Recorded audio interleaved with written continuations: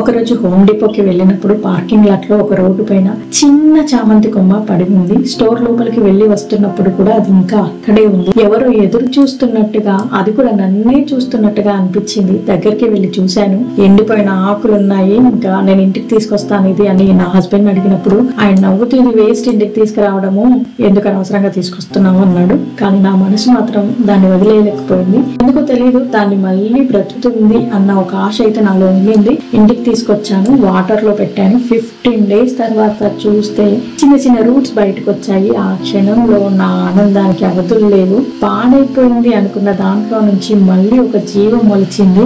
రోజు తను చూస్తూ ఉన్నాను. వన్ డే మార్నింగ్ ఆ చామంతి మొక్క నుంచి ఒక స్మాల్ ఎల్లో ఫ్లవర్ రావడం స్టార్ట్ అయిపోయింది. అది నన్ను చూస్తూ అన్నట్టుంది, నువ్వు నన్ను నమ్మావు కదా, అందుకే నేను బ్రతికాను అని నాతో చెప్పినట్టుగా అనిపించింది.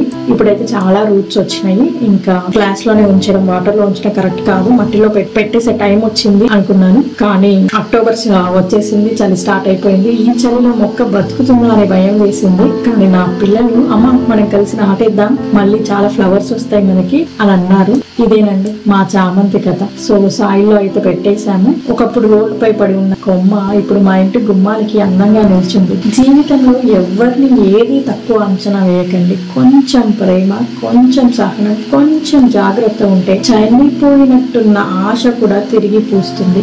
ఏది పనికిరాదనుకున్న ప్రేమతో తాకితే కూడా మళ్ళీ జీవిస్తుంది. Believe in second chances, even a fallen flower can bloom again. ఇదండి మా చామంతి కథ. మీ అందరి హృదయాన్ని తాకింది అనుకుంటున్నాను. ఇంకా మరి మా చామంతి పెద్ద ఎన్ని పూలు పూసిందో చూడాలంటే నా ఛానల్ మీద ఒక కన్నేసి ఉంచండి.